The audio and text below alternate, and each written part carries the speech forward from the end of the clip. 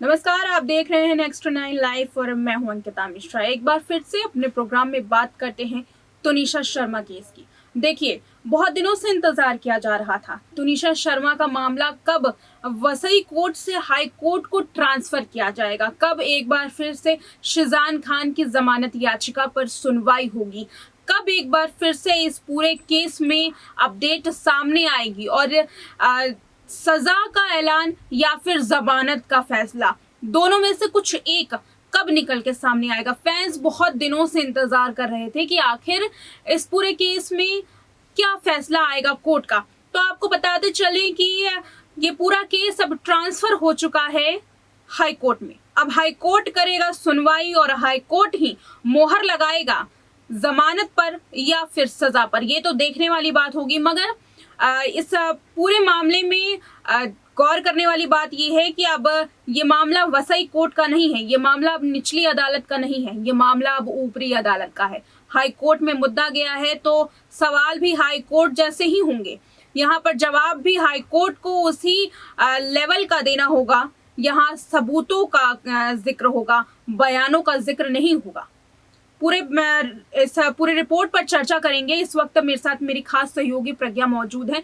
प्रज्ञा, बहुत स्वागत है आपका इस स्पेशल कार्यक्रम में। जी अंकिता, देखिए प्रज्ञा, यहाँ पर जो अपडेट सामने आई आपको भी बताते चले कि पवन शर्मा ने बताया अपने इंटरव्यू में कि ये पूरा जो मामला है हाई कोर्ट को ट्रांसफर हो चुका है, मगर पेच यहाँ फंस रहा है कि अभी तक शिजान के खिलाफ कोई सबूत नहीं मिले हैं।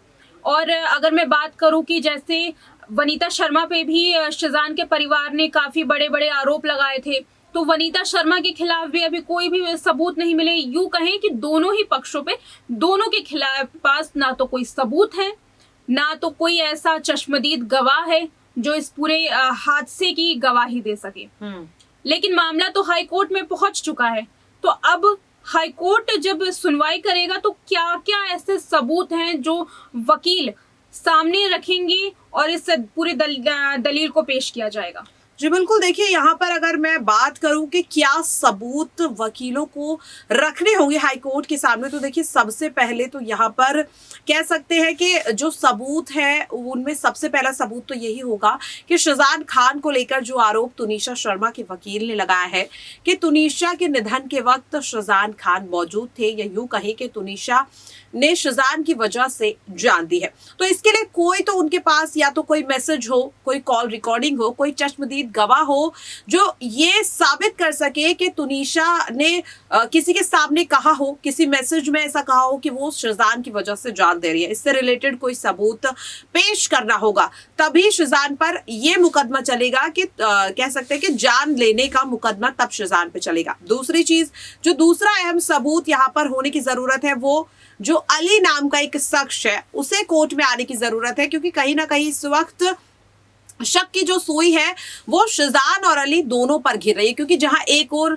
निधन से 15 मिनट पहले तुनिशा ने अली को वीडियो कॉल किया था, तो वहीं दूसरी ओर 15 मिनट पहले ही शिजान खान का भी सीसीटीवी फुटेज सामने आया। तो अगर शिजान खान बेगुनाह है तो अली की गवाही बहुत ज्यादा मैटर करती है। हो सकता है कि अली को तुनिशा ने बताया हो कि वो शिजान की वजह से अपनी जान दे रही है, ऐसे में वो स्टेटमेंट भी बहुत ज्यादा मैटर करता है। जो व्हाट्सएप चैट डिलीट हुई है, पुलिस के स्टेटमेंट के मुताबिक वो चैट रिट्रीव हो चुकी है, लेकिन चैट में क्या लिखा हुआ है वो चीज अभी तक नहीं पता चली है। तो अगर उन मैसेजेस में कुछ इस तरीके की बात है जिससे ये पता चल रहा हो कि शिजान की वजह से तुनिशा का निधन हुआ है, तो शायद यह अहम सबूत हो सकता है। अगर मैं यहाँ पर शिजान की बात करूं कि शिजान को बेगुनाह साबित करने के लिए वकील को क्या सबूत देना होगा, तो देखिए जिस तरह से उन्होंने माँ को लेकर के आरोप लगाया कि माँ जो है वो पैसे नहीं देती थी, इससे लेकर के कोई ऐसा बैंक स्टेटमेंट हो जिसमें दिखाया जा सके कि वाकई में तुनिशा के 3 महीने में तुनिशा ने कोई ट्रांजैक्शन नहीं किया या उसके अकाउंट में कोई पैसा ना हो, इस तरीके का अगर सबूत हो।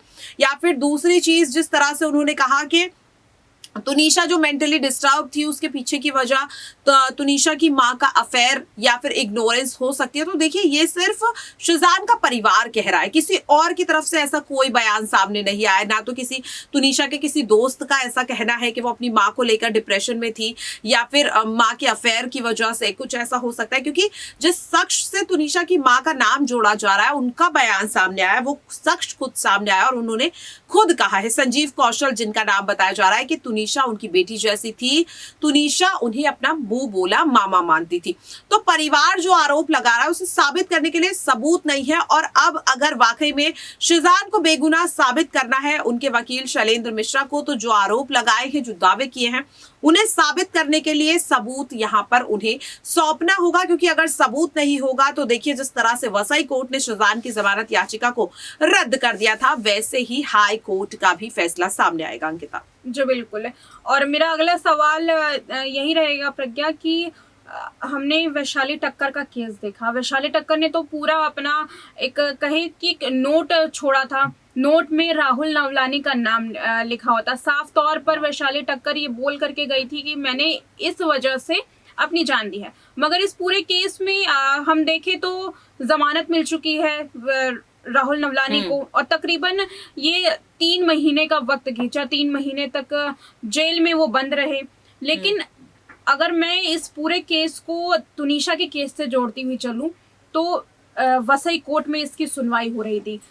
बहुत लंबा टाइम नहीं खींचा, 3-4 बार जमानत याचिका पर सुनवाई हुई, एक के बाद एक डेट्स मिल रही थी।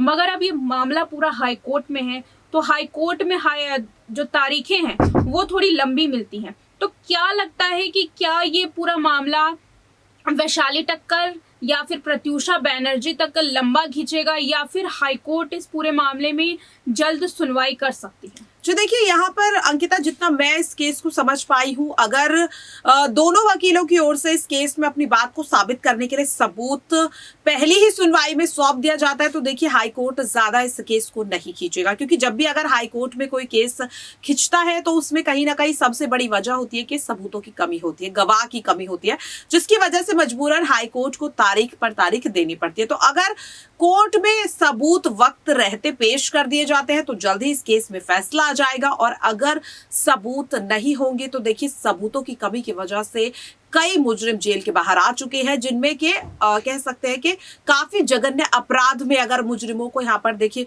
बेल मिल सकती है, तो ये तो फिर भी शिजान खान के खिलाफ अभी तक कोई सबूत नहीं है, कोई ऐसा उन पर कह सकते हैं कोई ऐसा अपराध भी उनके अगेंस्ट नहीं है, या कोई ऐसा भी उनके अगेंस्ट स्ट्रॉन्ग केस नहीं है। लेकिन अगर सबूतों की कमी इस केस में देखने को मिली तो हो सकता है कि ये केस भी लंबा खिंच सकता है। जी बिल्कुल। और देख सकते हैं कि पूरा जो मामला है वो कितना पेचीदा होता चल रहा है। हम भी अपनी रिपोर्ट्स के जरिए, लाइव सेशंस के जरिए, पैकेजेस के जरिए आपको तुनिशा केस की हर अपडेट बताते चल रहे हैं।